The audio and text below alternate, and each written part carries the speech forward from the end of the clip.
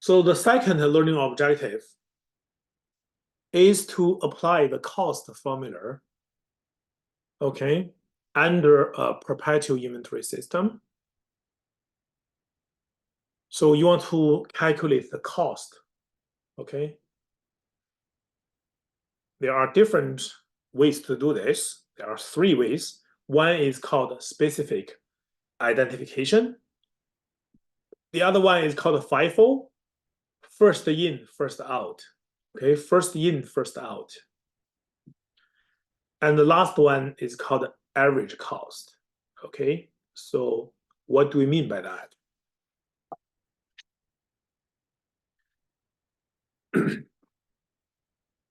So inventory cost formula. We want to know the dollar amount of the inventory, right? What is the worth of the inventory? So you know the inventory quantity, right? Let's say you know I have 100 units of computers sitting on the inventory, right? So that 100 is not a dollar amount, it's the quantity, right? I have 100 unit of computer. So how do I know the value, right? The value, the dollar amount of this 100 units of computer, right? So I have to apply a unit cost. So the cost per unit. So how much does each computer cost multiplied by 100? So to get the total cost of that inventory. Okay. So that is why here.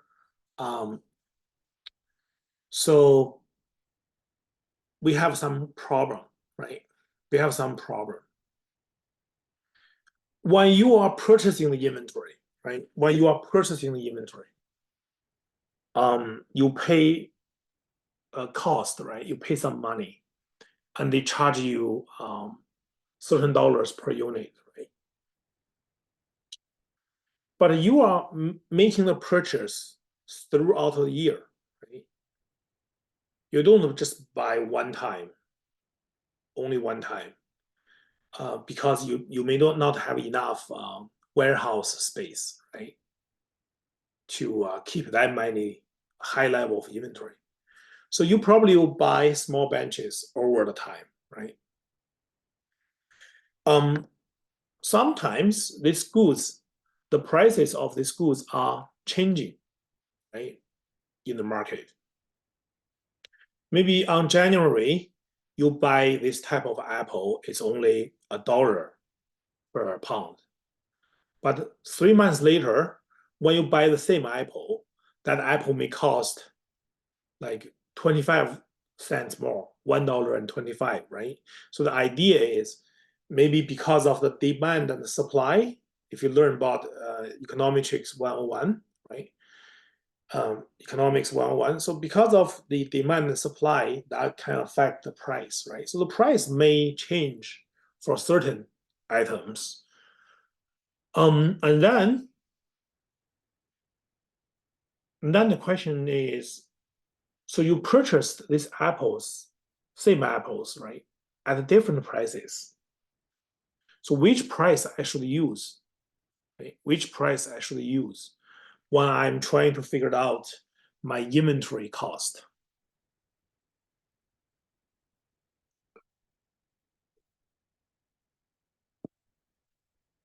Now, specific identification. Specific identification means that each unit of inventory is tagged with a specific cost. So let's say I'm a collection of antique, okay? So let's say I have a famous painting from the greatest artist, right? So when I got this painting, it cost me $2 million. Okay? So now you tell me what is the cost of my painting.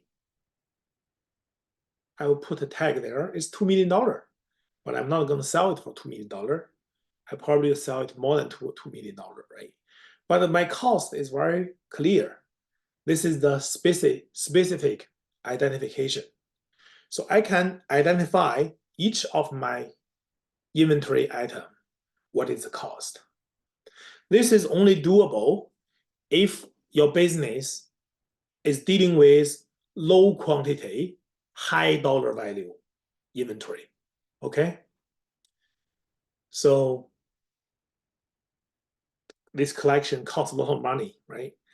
I may only have 20 pieces of items of collection, right? Because it's very expensive. So I don't have a large amount of quantity, right? But each unit have a high value, high worth. So if this is your business, then you can use this item, this approach, specific identification. That means it's totally manageable to put a tag to each unit, keep track of the cost. Okay, so you can keep track of the cost of each unit because there are not too many units. Okay.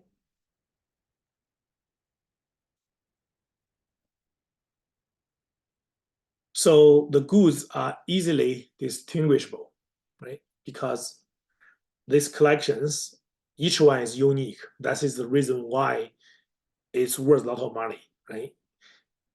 If it's not unique, right, you can easily get a lot of similar identical items, then it's not valuable, right?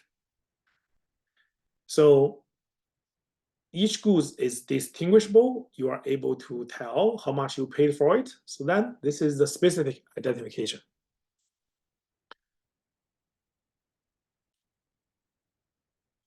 FIFO and average cost. Okay, so this will be thinking about I'm doing with let's say Superstore. They have inventory of um, eggs, right? Eggs, right? They have tons of eggs, right? They have lots of eggs.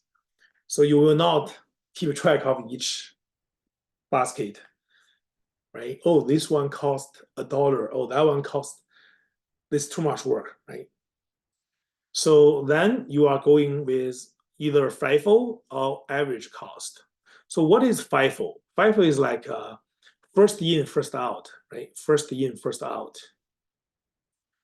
So basically, they would assume, okay, those goods you purchased earlier will first leave the inventory.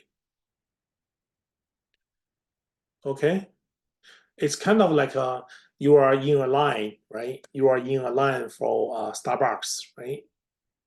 The first get in, you land up, and you'll be the first out, right? The second in, and you'll be the second out because people are land up, right? So the idea here is in our assumption, we assume that those inventories, okay, you purchased. If you purchased those, those inventories you purchased earlier will leave the inventory prior to those goods you purchased later. Okay.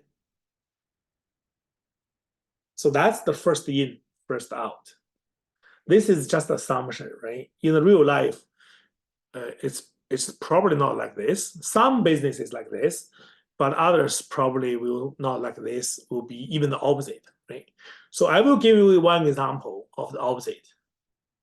When you go to the grocery store to buy milk, what did you do? If you go to grocery store to buy milk, what did you do?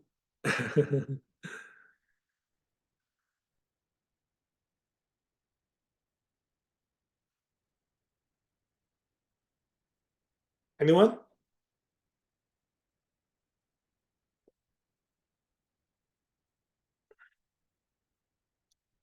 So the milk, let me see, buy the one at the back because it expires last. Exactly. Yeah, that's exactly. So basically, you want to buy the most fresh milk, right? So that means, right, the last in, first out, right? So the most fresh milk will arrive in the inventory later, but they will leave the inventory first, right? Because consumers wants to buy the most fresh milk, right? So people will look for the expiration date, right, to buy the ones that you have more time. So in that case, it's last in, first out, right? The milk came in last, will left first. Isn't that interesting? But regardless, this FIFO is our assumption. Okay, it's just assumption. So they assume first in, first out. When the inventory arrived, when the goods arrived first, they will be purchased by the customer first. Okay.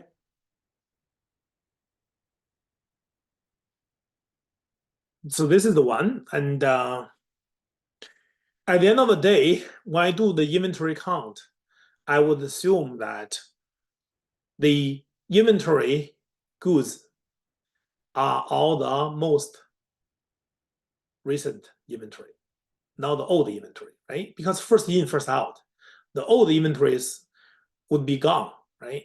So whatever left at the end inventory are the most recent goods. The average cost is that every time when you are trying to decide the cost, okay, you are taking the average, right? How much in your inventory, okay? What is the total cost of the inventory, right? You paid. And what's the total number of inventory? So then you use a division to figure out the average cost, okay? Every time you need to know what is my unit cost, then that's the way how you do it. So we're gonna see one example.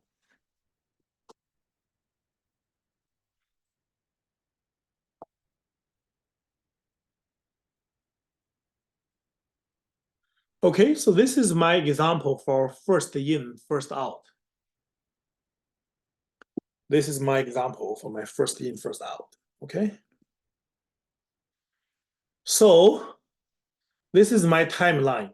So the earlier date is at the top. So January 1st, this is my opening, right? So my opening, January 1st, this is my opening. In my opening inventory, I have $100. Sorry, I have 100 units. And each unit, the cost is $10. So the total opening inventory cost is 100 times 10. So $1,000. That is my opening inventory balance, $1,000. And then on April 15th, you made a purchase. So you purchased 200 units, and each unit at a price of 11. Okay, so this cost of purchase would be 2,200. Okay, 2,200. So now, what is the balance? So now you have an additional 200 units, right? So you have, this is your opening, 100, $10. This is your opening. And now, April 15th, you purchased another 200 at $11. Okay? So the total cost is 3,200 because your opening is 1,000, and now you made a purchase of 2,200. So 1,000 is your opening. You have a new purchase cost, 2,200. So now the cost of inventory should be 3,200. Okay, that's this one, 3,200. Okay, and the total unit is 100 unit plus 200. So now you have 300 units. Okay, these two together, that's 300 units. And the total cost is 3,200. Okay.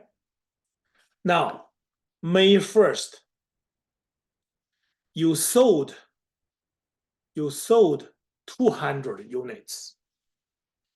So May 1st, you sold 200 units. Okay. So the question is, which goods should leave first? This is a FIFO. So which goods should leave first? Well, the old goods will be leaving first. So which one is the old one, right? So the 100 unit here, this is the old one, right? So we're gonna get rid of this 100. Old goods cost you $10 each. Okay, because you sold 150 units. So, and then you have to sell another 50. So this 50, okay, will come from, because after this 100 is this 200 units at $11. So that $50 has to come from the 200 units. And so that's the 50 times 11. Okay. So the cost of goods sold is 1,550. So now you have 300 units before, you just sold 150 units. So you only have 150 units left, and those ones you paid $11 per unit. Okay, so your cost of goods sold is 1,550. Your ending inventory at this time is 150. These are the most recent goods times the price you paid, $11. So I'm going to pause here. Does this make sense? First in, first out.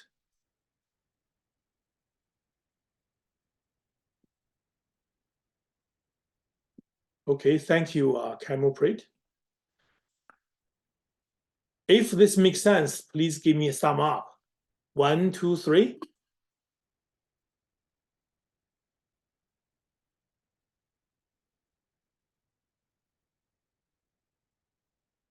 Okay. Good. Does anyone have any question?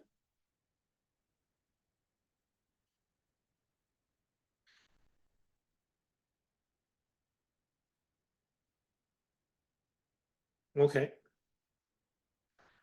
So now, on August 24, so the business purchased another 300 units at a $12 price. So that total cost of the August 24 purchase is $3,600. So now what is in the inventory? You have 150 units, each unit $11, and now you have additional 300 units at $12 per unit. So the total now the ending balance is 5,250. September 10, okay, you sold 400 units. Okay, so you sold 400 units. So this 150 should be gone first, right? Because this is the older ones. So that's the 150 times 11 should be sold first. Because in total you sold 400 units. So the remaining 250 are the new purchase on August 24th. So each unit costs you $12. So now this is your, oops. Now this is your cost of goods sold. So you have 300 units that each $12 per unit. Now you have sold 250 of those. So only $50, only 50 units of $12, 50 units goods that you paid $12 each left.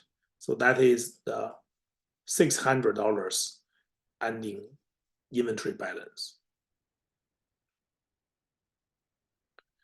Okay, and then November 27, you purchased another 400 at $13 per unit. So that total cost is 5,200. Okay, so now what is in your ending balance? You have 50 units that you paid $12 per unit. You have the newest 400 units that you paid $13 each. So my ending inventory cost is 5,800. Okay. So you can see $12, $13. There's no $11 because $11, these ones are the old inventory. Those were sold already. You won't see these inventories at the end inventory. Okay. So whatever left in the end inventory are the most recent items. Okay, so does this make sense? Give me a thumb up if you understand. 1, 2, 3.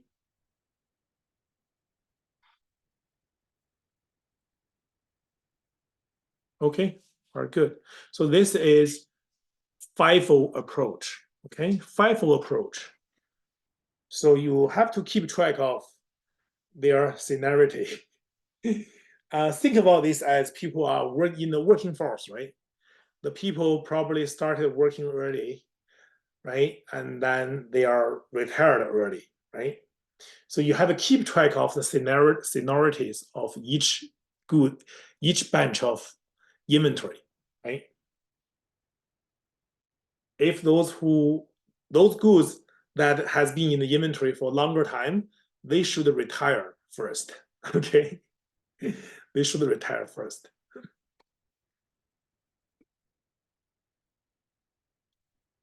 So whatever ended up in the inventory should be the younger guys, right? The older ones were sold first. Okay, so whatever left are the younger ones. Does this make sense?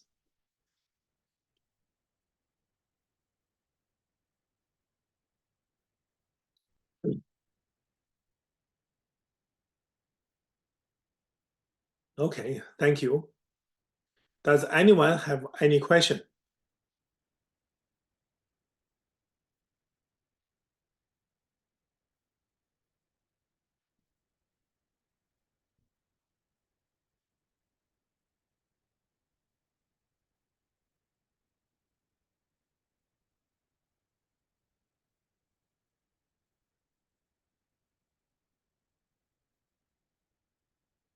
Okay, so I will move on.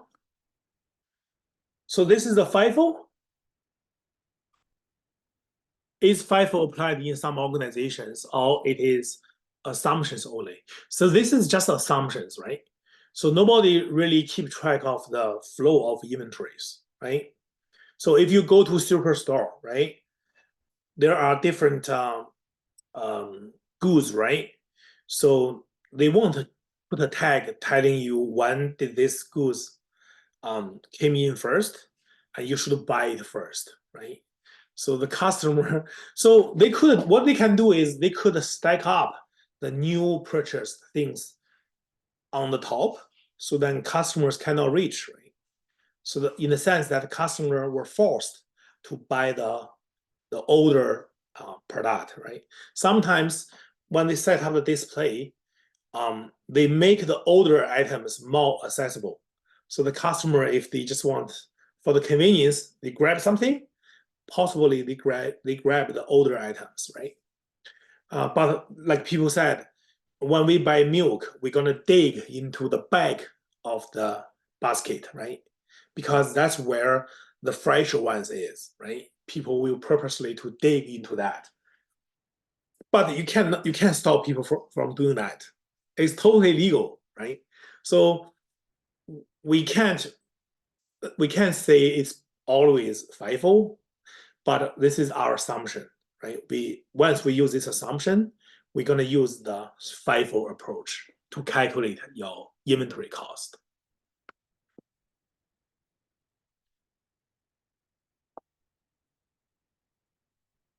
Average cost, okay, average cost. Okay, so now take a look at this.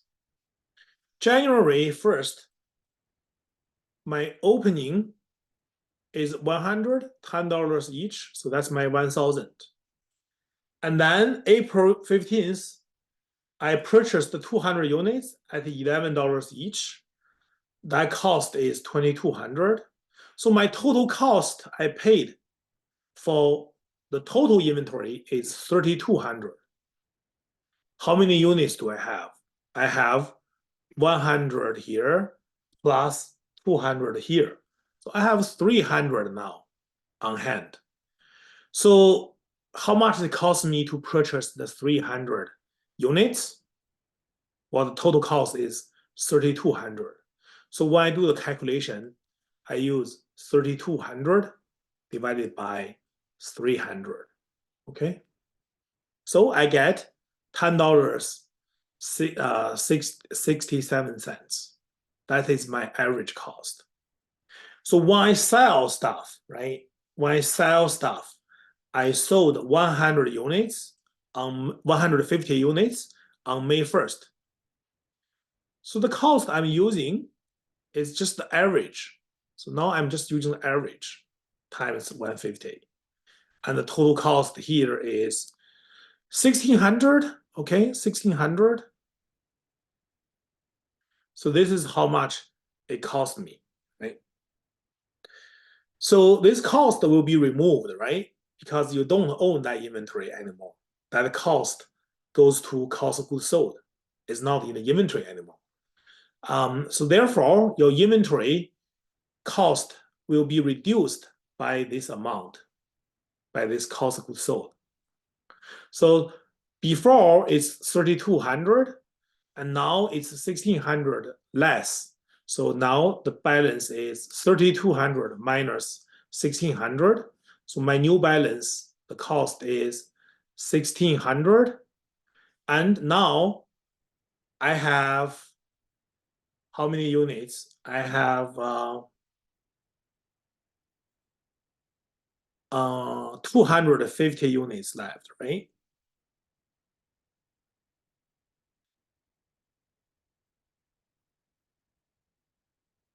Okay, I have 250 units left. That's right.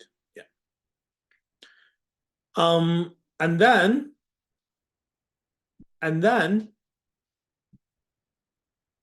August 24th, you made another purchase at a different price. So you purchased another 300 units, and the cost is $12 per unit. Okay. So then what happened is for this August 24th purchase, the cost is 3,600. Okay. So what is my new cost? Okay. What is my new cost? So my new cost, oops. So my new cost would be 5,200.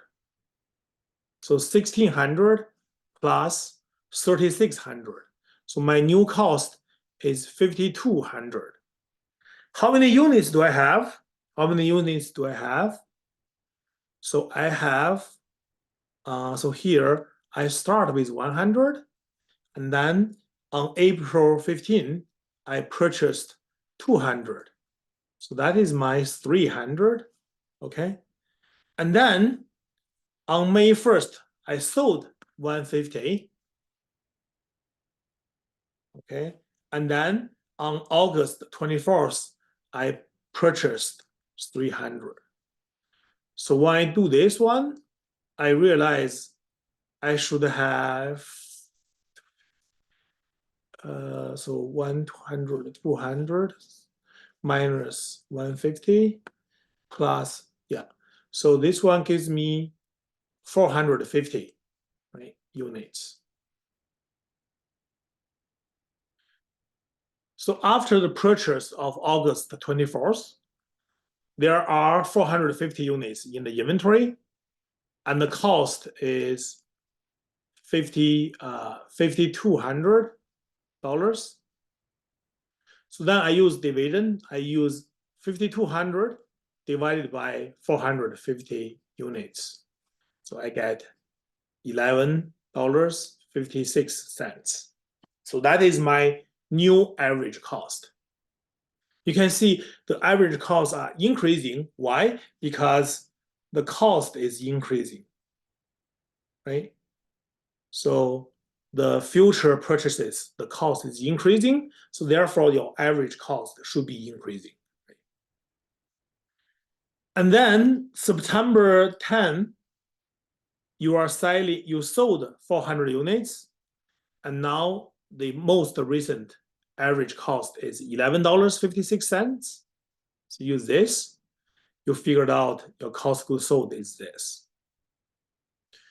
So you have 450. Now you sold 400 on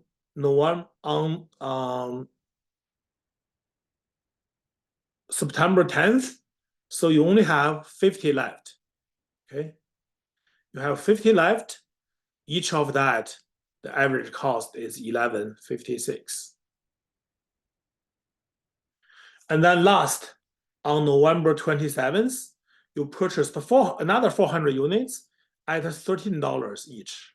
So the total cost is November 27th purchase is 5,200. So now this cost add 5,200. So your new cost is 5,777.78 cents. And the number of unit is 50 plus 400, so 450. And then when you do the average, is 12.84. So if you take a look at the cost, this average cost is changing all the time. And in this question, the average cost is increasing. Okay, so every time you have a new purchase, right?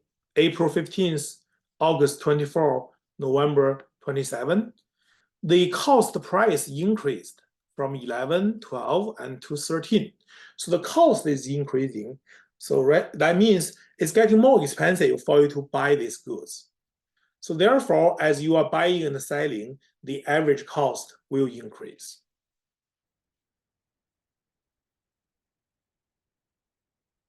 Does this make sense? Okay, 1, 2, 3, give me a thumb up.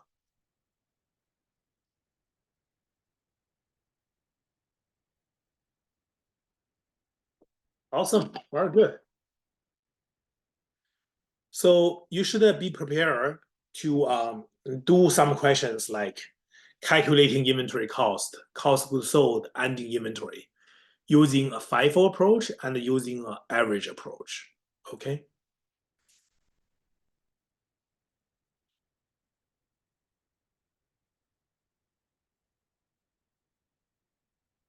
Okay.